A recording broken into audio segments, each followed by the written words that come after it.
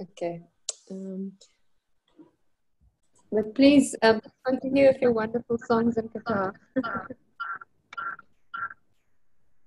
I think you all heard until I said that Krishna is in the corner of the eye of every devotee, right? Till there, I think. Is that somebody can confirm? Yes, it was. Yes, please. Thank you, Anita. Yeah, he's in the corner of the eyes. And why is he in the corner of the eyes? There's this song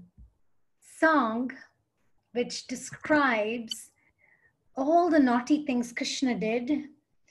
Okay, I'm going to share that.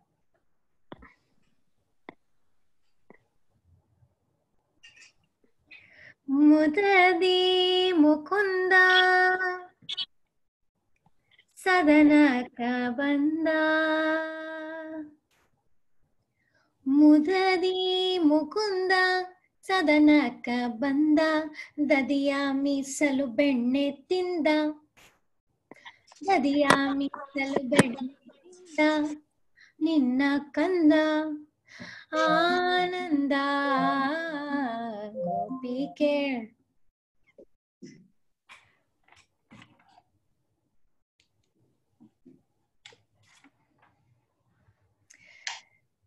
Mudadi Mukunda Sadanaka Banda. So how Krishna usually comes is very quietly. He doesn't actually come, here I am. He's very quiet. And as the gopis were churning butter, let's remember what is the butter. So Krishna is very interested in the butter. He goes into different houses of the gopis so he can actually steal the love that is in the hearts of the gopis. So he goes into these different houses. And as the gopis are churning butter, busy churning butter, then Krishna comes from nowhere. He goes, he steals the butter, eats it, runs away.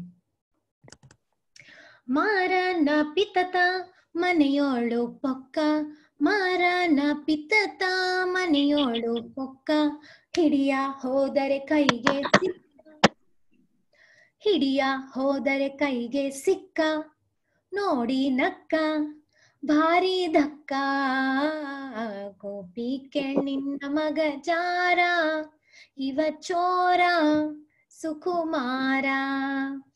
There's a mixture of emotions for the gopis.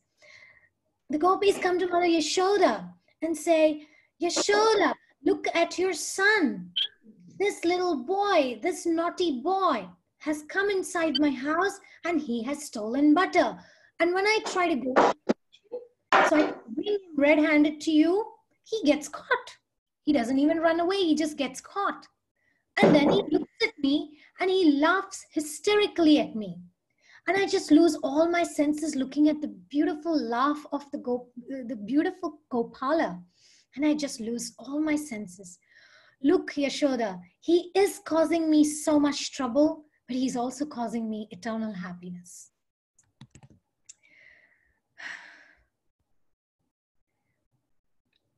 And then the gopis say,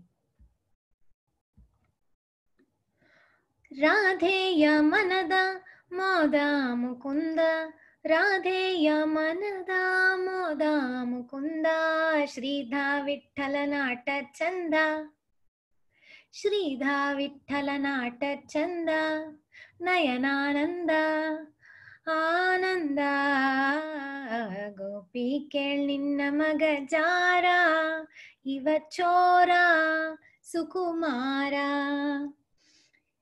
The gopis is again and again describing how Krishna is the thief. He is very naughty. He is very unpredictable. But he dances so beautifully. And he is the treasure of the heart of Radharani. And he is giving happiness and at the same time causing trouble. So gopis of Vrindavan are very happy. In one of the paragraphs, the gopis say,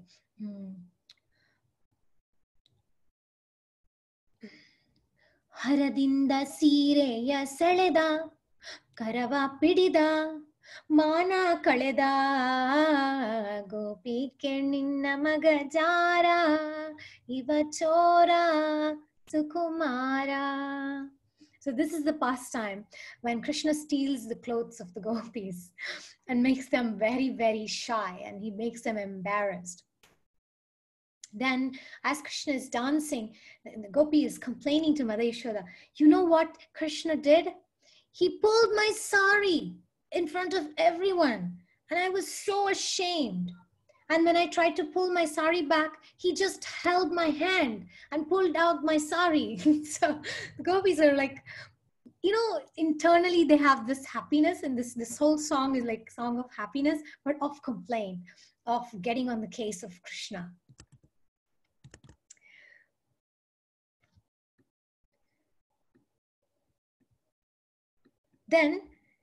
Then Krishna actually expresses his complaints. So Krishna tells Mother Yashoda, and this song is actually written in baby language. This is actually Devanagari, it's South Indian Kannada. It's a Vaishnava saint who wrote this 500 years ago. And it's, if you understand this language, then you'll understand it's like not like pronounced like adults, it's actually a pronunciation of a baby. Yatvadeyamma nanganayati koyamma Yatvadeyamma nanganayati koyamma. So Krishna is saying, you left me and went away, Yashoda, and that's why I'm crying for you. Please come and carry me. So it's a song which is again like cuteness personified about Krishna. Every single word is like describing the cuteness of Krishna, and the way every word is cute. So instead of saying Ranga, Krishna is saying Nanga, because usually kids cannot pronounce Ra. So they usually say Na instead of Ra. So in the song he's saying Nanga Nayati Koyamma. So Krishna is like, I want milk and I want it now. I want to be carried and I want to be carried now. So Krishna is very demanding at times.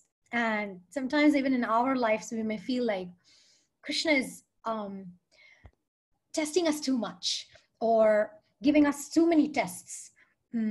But ultimately, it's all his way of playing the games so that he can get that butter, so that he can churn our hearts and make us feel blissful in the end. But through that, to get to that bliss, we go through a lot of variety of emotions and feelings, and even the feelings of pain can actually bring us closer to Krishna.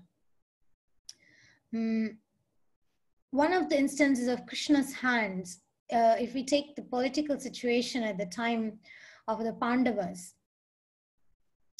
Aragina maneyolagandu Pandavaranu kolabekendu Durula kaurava bandu Ati harushadalirutiralando Harikripe avarallitta karana ಹರಿಕೃಪೆ ಅವರಲ್ಲಿದ್ದ ಕಾರಣ ಘೋರ ದುರಿತ ಬಯಲಾಗುವುದಿಲ್ಲವೇ ಬಂದದ್ದೆಲ್ಲ ಬರಲಿ ಗೋವಿಂದನ ದಯೆ ಹೊಂದಿರಲಿ.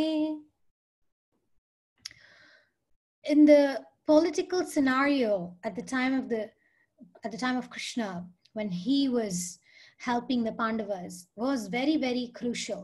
And my grandmother often tells me it's not the Pandavas who was suffering, it was always the Kauravas and Duryodhan who was suffering.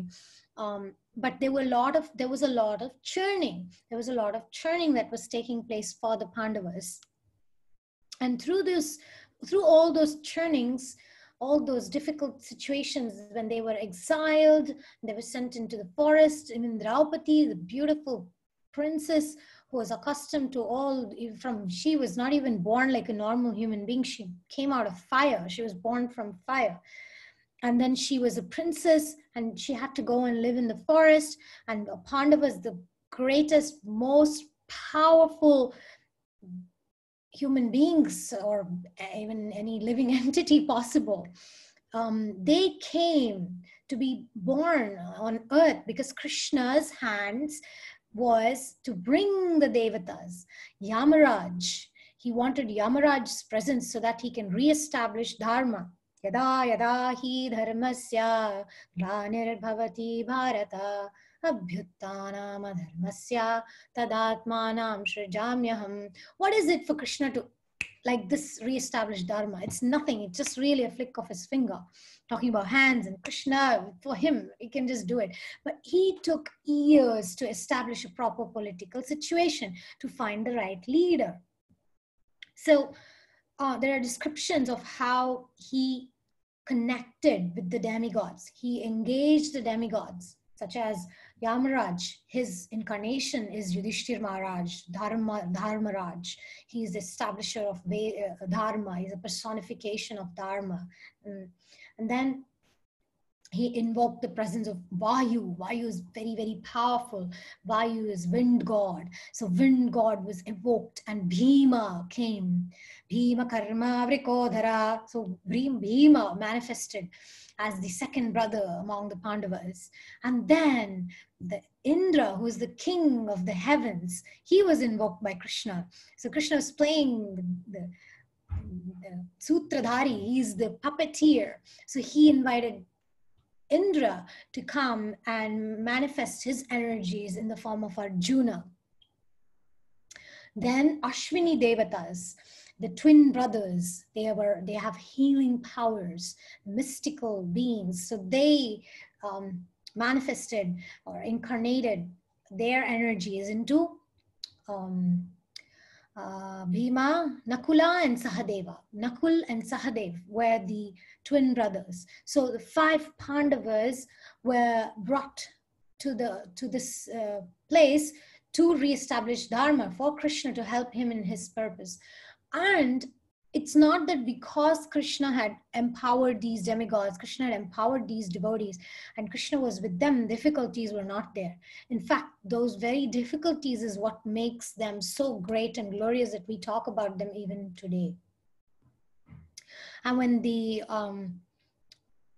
accident or incident happened in the Lashagraha, the lac house, because Duryodhana, he was so envious, he wanted to kill the Pandavas and he wanted to make it look like an accident.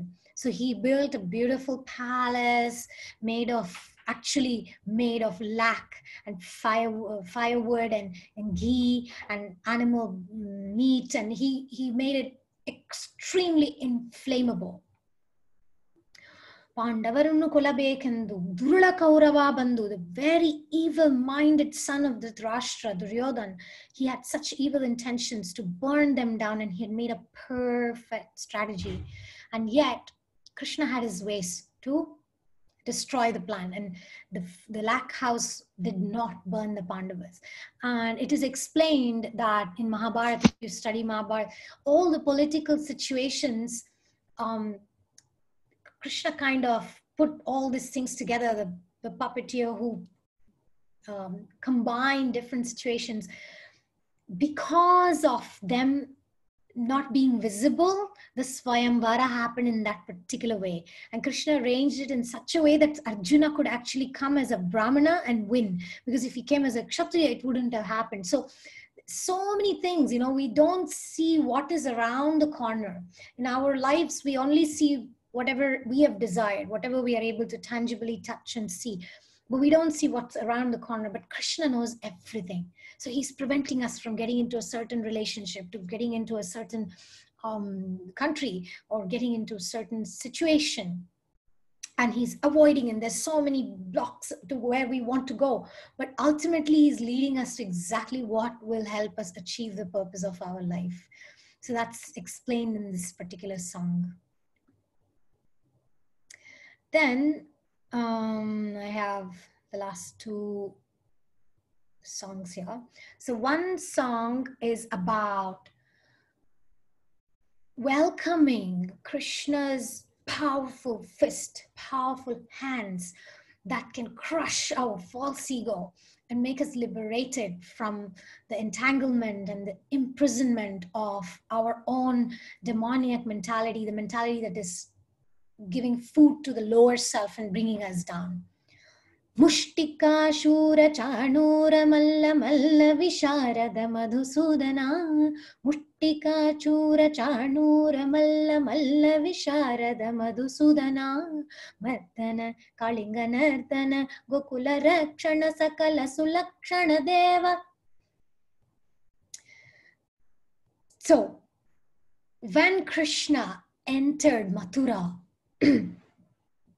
this was when first time Krishna entered Mathura after he had been taken away from Mathura to Gokula. And he came there to liberate Kamsa. But when he entered there, and there were these very powerful, muscular fighters, Mushtika and Chanura. And these are the Mallas, means they were super big with super muscles and super mystic powers, and they were demoniac. They had so many superhuman abilities. And that's how our anarthas can sometimes seem like insurmountable, so powerful, lifetimes of nurturing and growing our, whatever the anarthas we may have, anger, shame, guilt. So that's how it can seem like. What did Krishna do? Just with one smashing, he ended their lives. So similarly, if we have faith in Krishna, he can smash that challenges that we have and make our path more progressive. So the two side of the meaning of the song is, one is to become open for Krishna's hands to work in our lives, even if it's not in the way we want it or in the way that is immediately pleasurable. So like being ready for austerities that makes us gain more in spiritual sense. And then Mardana Kalinga Nardana Gokula Rakshana. So Krishna always has the best intention to help everyone involved. So this is a quality of devotees, of non-enviousness. So if we want something, we shouldn't, or let's say it's not recommended for us to use another human being for fulfilling our purposes. So we should keep in mind that if we want Krishna's hand to work in our lives, we should consider other people's needs and desires and not be demanding and want something from them or use them for our selfish purposes. This is especially true for relationships. We usually want our partners to be to give us what we want, and we may become selfish in that. So it's important to know that Krishna is a protector of the other person as well. Or even if we get into some arguments with some devotees or something, Krishna wants to protect the devotees as well, not only us. So that quality is very important, to be ready for austerity, to take that punch to the false ego, but at the same time be kind towards others. Let me just find the last. There's one quote and one last song.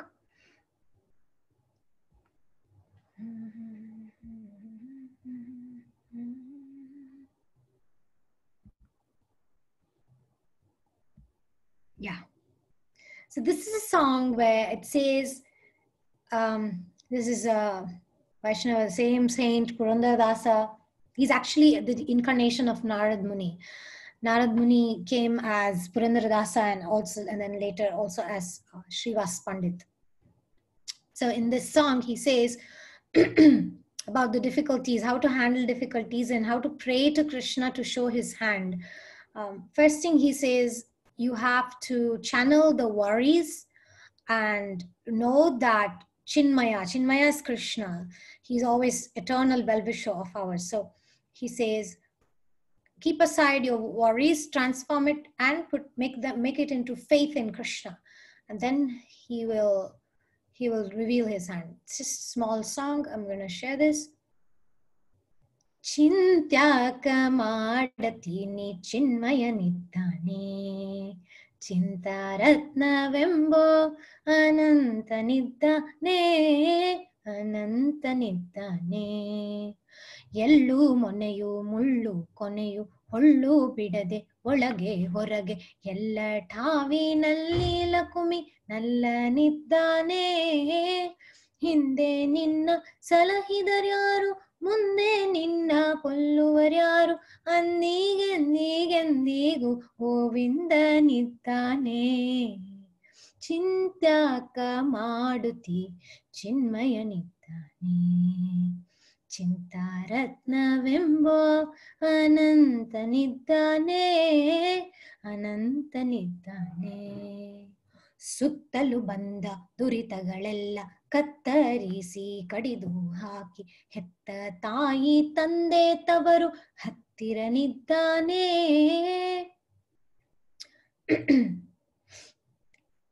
So whether it is in difficult circumstances, whether it's a thorny situation, or whether it's a very burning situation, whether it's a situation of internal crisis, or whether it's an external crisis, if a devotee can learn to see Krishna in each of those situations and behind each of the circumstances and pray, because we can't intellectually just see Krishna. It has to be a mercy. So it has to come from Krishna. Krishna has to reveal to us. We can't just force it. So to pray to Krishna, to make us see Krishna's hand behind these circumstances. Who has protected me in the past and who is going to protect me in the future? Who killed me in the past and who's going to nurture me in the future? Whether it was past, whether it's future, or whether it's present, Govinda is the one who is always there eternally as my guide and spiritual father. No matter what circumstances happen around me, Krishna will always remove what is not good for me and will make me connect with higher self or Krishna, with Paramatma, and he becomes the father, the mother, the relative, and the best friend to every devotee who prays in this way and replaces worry with faith.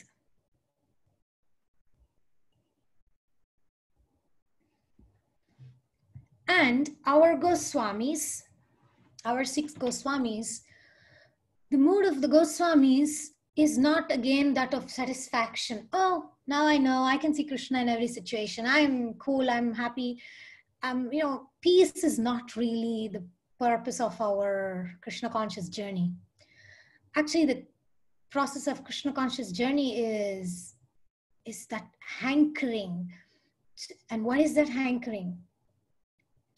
He Radhe Prajate Vike Chalalite He Nanda Suno Kuta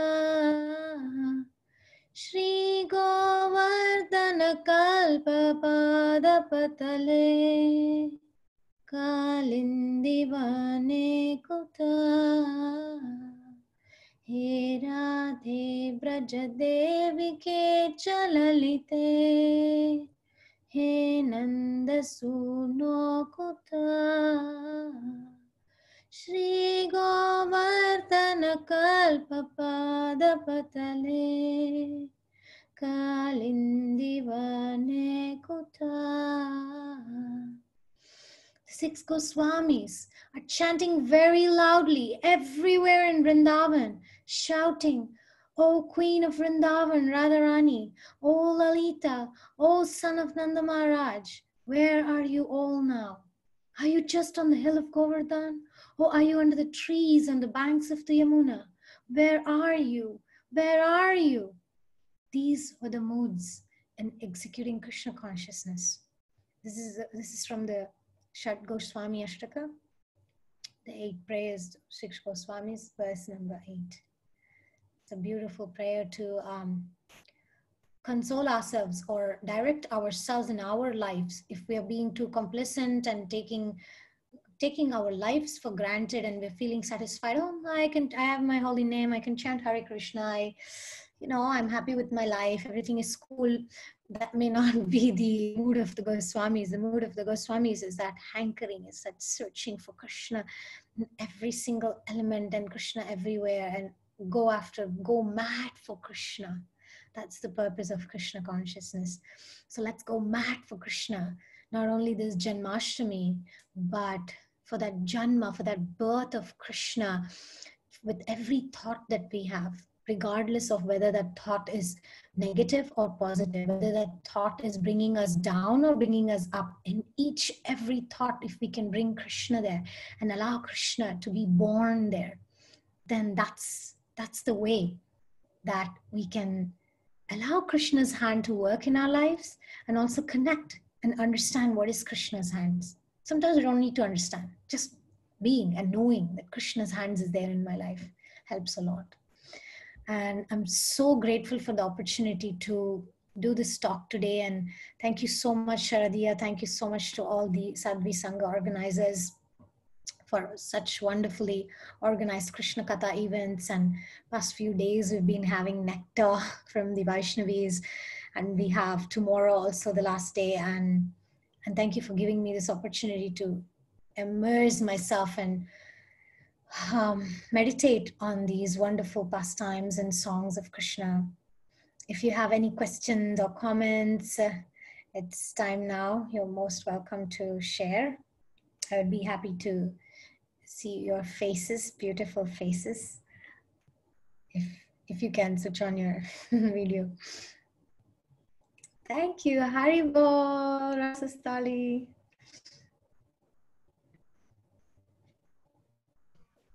Any comments, Rasastali? No, I don't have any comments. Just thank you so much. It was so beautiful. Your singing. Thank you. Hare Krishna, Shri Radha Govinda. Hi, Sharadia. I hope you will do more classes where you sing for us. I think it brings a very special and sweet element to the pastimes. I was wondering, before we get to other questions, could you maybe tell us your favorite pastime of Krishna as a baby? Okay.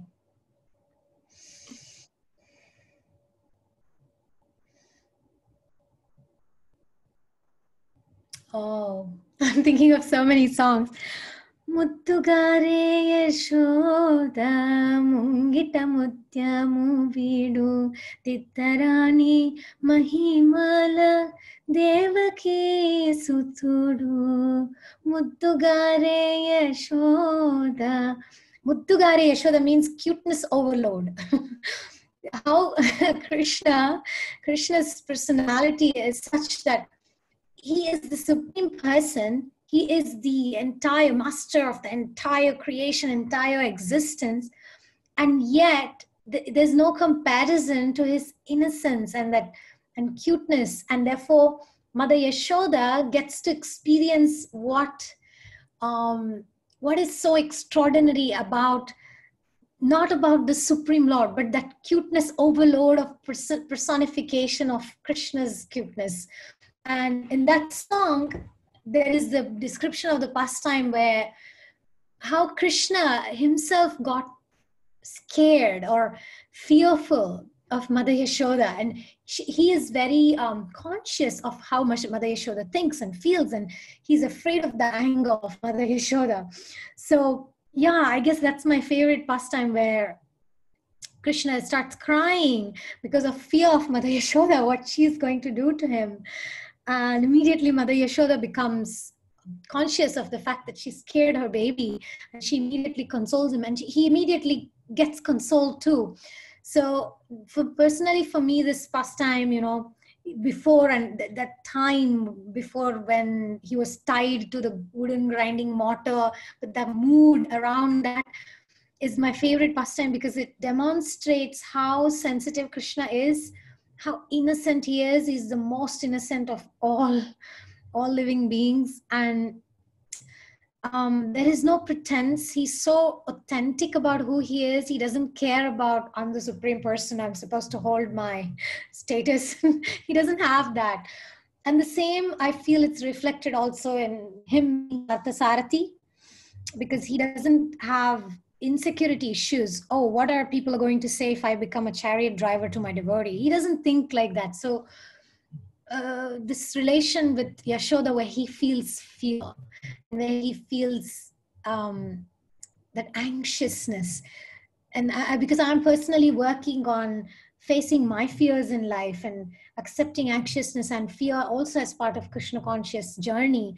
So I feel like Krishna is setting that example of exploring emotions and being, in the waves of emotions is where devotion can actually surface. Yeah. I don't know if I mentioned like a particular pastime, but I feel that the mood of Yashoda and Krishna and the anger that he causes in Yashoda Maya and how Mother Yashoda kind of scares Krishna. And I think the only person he's afraid of is Mother Yashoda. So I kind of like that.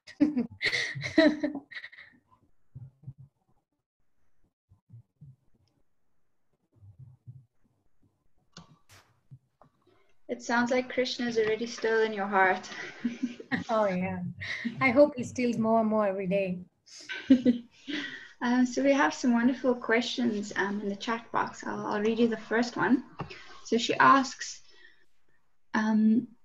Krishna's hand versus personal responsibility. Mm-hmm. Yeah, that was her question. So I guess she just wants to know, like, when is it Krishna's hand working versus when must we take responsibility in our life and not just say, oh, Krishna has done this or... Okay. Thank you. That's a good question. I remember a song as an answer. These songs really give me the shelter because I don't have to think. The answers are there.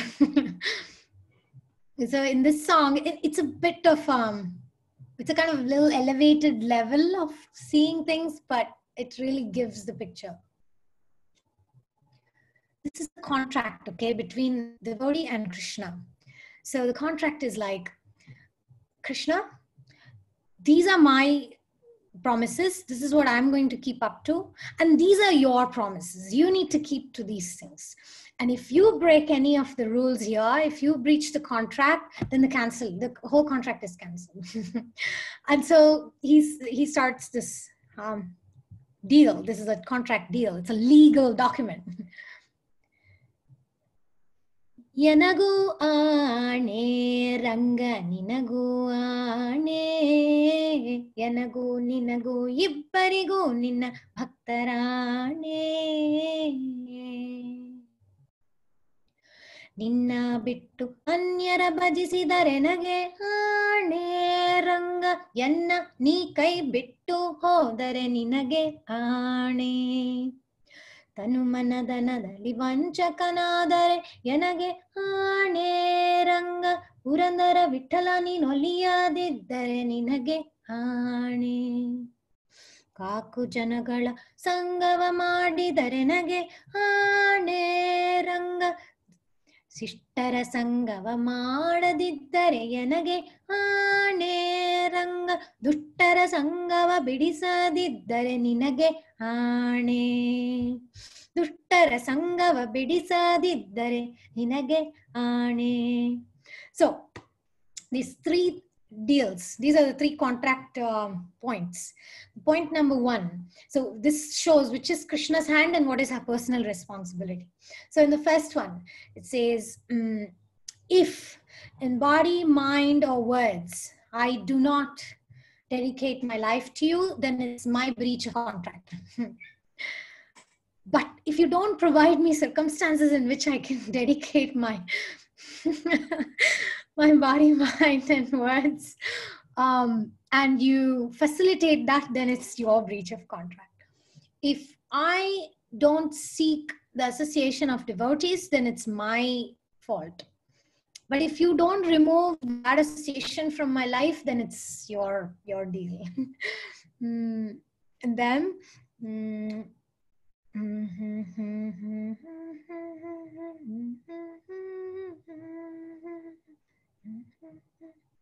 yeah, I will try to, not try, I have to, right? We have to. I will take shelter of you in every circumstance, but if you don't protect me in those circumstances, then it's your responsibility. So it's like two sides of the deal. But if you closely look at the song, there's more responsibility on Krishna. It's just the way it is. He has to Yeah, he has to be more responsible. But again, as I said, it's for people who are on a certain level where really everything they think is about Krishna. But I think this gives us like a basic idea of three main elements. One element is to surround ourselves in an environment with which we will be able to dedicate our body, mind, and words to Krishna, and try our best to put ourselves in right situations and right jobs and lifestyle. The second practical thing is to seek Vaishnava association. Vaishnava association is the best remedy. Then the third thing is to, again, like I mentioned in the talk, and also we've been talking in the journaling group, to channel or to cater or to take advantage of every emotion, every circumstance, every dilemma we have, and surrender that to Krishna. So whatever it is, do not wait for the perfect situation, perfect feeling, perfect emotional consciousness, whatever, but to take whatever it is there and offer it to Krishna. Yat karoshi yadashnashi yadjuhoshi dadashyat yat tapassasvi kaunteya tat kurushva madarpanam.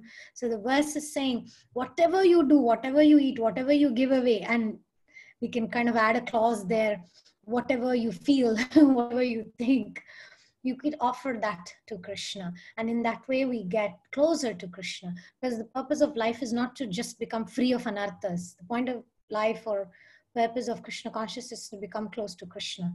So somebody who's working on thinking of Krishna and has a lot of anarthas is better than somebody who is so focused on being very sattva guna and pure and taking very great personal responsibility, but is not really thinking of Krishna.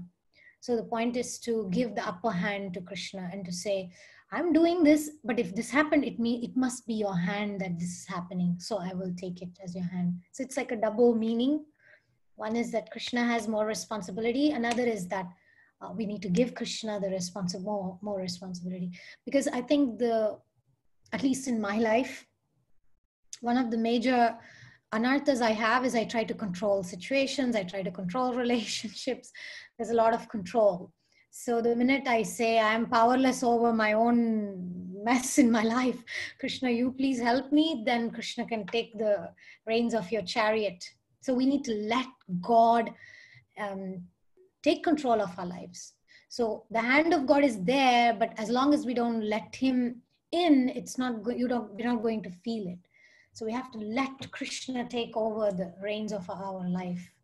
And it means to say, I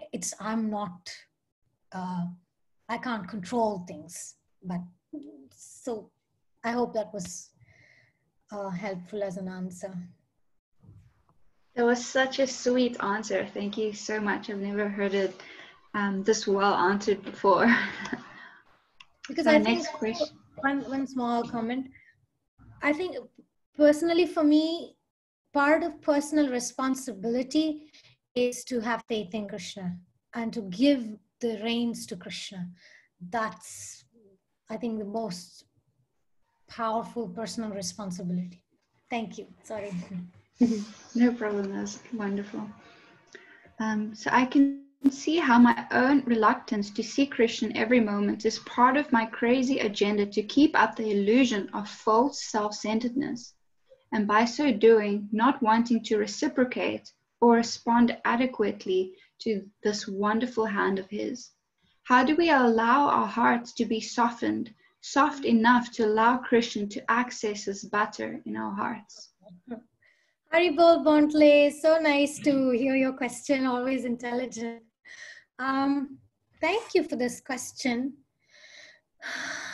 It makes me remember Nectar of Devotion. I assume it's Nectar of Devotion.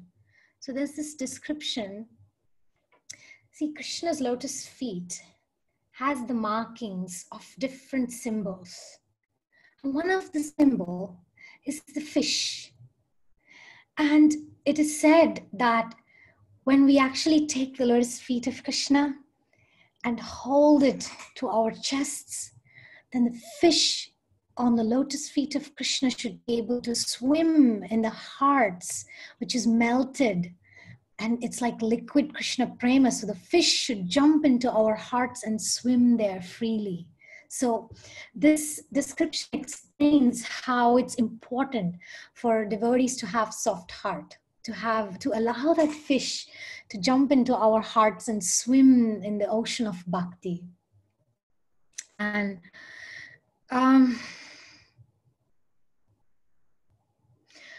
how do we allow our hearts to be softened? I'm not going to pretend to have a very simple answer for this. This is a very deep question because we have had so many tough experiences in our lives. I think especially as Vaishnavis, as being born as women in Kali Yuga, we have had to become tough and strong. And although the scriptures, Vedic literature says women should be protected, that instruction is, by the way, not for women, okay? That's an instruction for the men. It's something the men are supposed to do, not women. So, but we had to learn to protect ourselves. We had to learn to deal with the fact that there is so much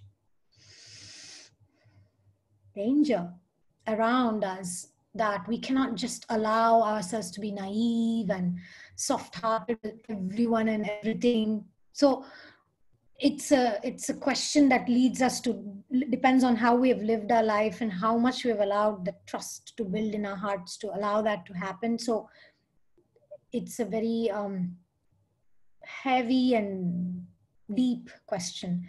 Having said that, there is, however, a particular path, again, as I have been repeatedly saying this talk, to connect with the emotions we already have and to offer that to Krishna, to process that. And like with the journaling we do, we write, Dear Krishna. Like just to share with you, I had a particular situation with a friend of mine, a devotee friend. We had a little bit of misunderstanding. And the time zones are different. So by the time I got the response of how upset she was or what was going on, it took quite a while. So I did a lot of journaling, like 5 pages of journaling about what was going on for me. I wanted to have a soft heart, but there was always a hardness coming up. No, but it's not my fault. You know? There was a lot of things coming up. Or it's my fault. I am such a bad person. That's also not soft-heartedness. So I came up with like 3 different points. One was about self-compassion, to not take the blame on me only. Second was compassion towards the other person. And then and then requesting Krishna to make me feel secure, to make me feel that I'm valuable as a person and I'm worthy enough to have a friendship with this person. So this kind of helped me come to a point of being okay with being uncomfortable. It's not that I started feeling comfortable, but came to a point of saying it's okay to feel uncomfortable. So that was a way that I could kind of say make the heart more soft or something. So to not to hold on to emotions, not to hold on to resentment, not to hold on to anger, not holding on to regret, resentment. All these things is what makes our heart hard. Then you asked about, and about adequately reciprocating to his hand. When I'm not able to see gratitude in my life, not able to see, wow, thank you, Krishna. Maybe it's like, sometimes I didn't feel that. Last week, I wasn't able to see. I say, oh, so nice. I'm in Mayapur Dham. Isn't that wonderful? But I wasn't able to feel that gratitude from having that. So then what I did, I even offered that to Krishna. I said, Krishna, I'm supposed to be, my Guru Maharaj often says, you're supposed to cry for Krishna. But then when you don't feel to cry for Krishna, you cry because you don't feel to cry for Krishna. And if you don't feel to cry for Krishna because you can't cry for Krishna, then you cry for Krishna because you can't cry for Krishna to cry for Krishna. You get the point. So that's Krishna consciousness. It doesn't matter as long as Krishna is there. So whatever the emotion is, wherever we are at, we are stuck feeling gratitude. That's where we are at with Krishna. And Krishna is okay with that. Remember, he's the Parthasarathi. He can take on the reins of the chariot of Arjuna. He can do the same for us. He can accept us for where we are at. He listened to Arjuna for the whole first chapter of Arjuna ranting about all the complaints. He can do the same with us too. So we should have that self-worth that we are precious. Krishna is in my heart. Then when you know Krishna is in your heart, we won't allow nonsense to enter. And we'll always try to keep it clean and Krishna.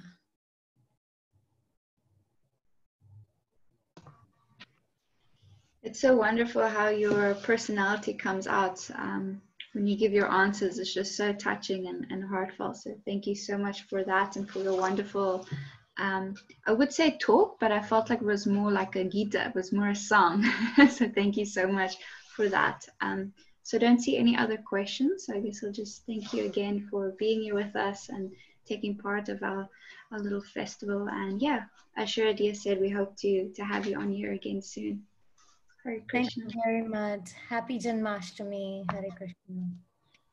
Hare Krishna, Shri Radha Yes. Govinda.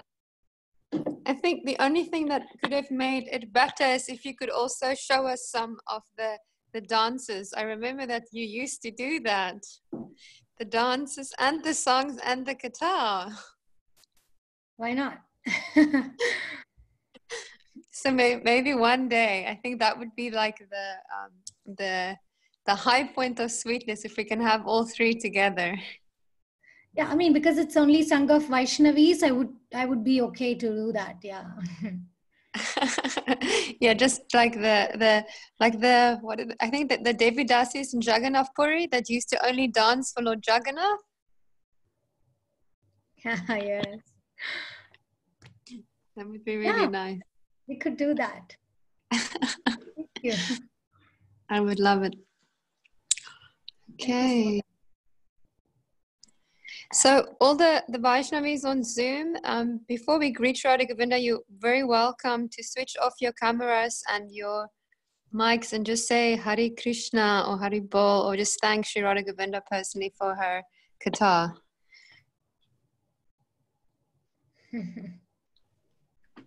Hare Krishna, Shri Radha Govinda. Thank you so much. Thank you.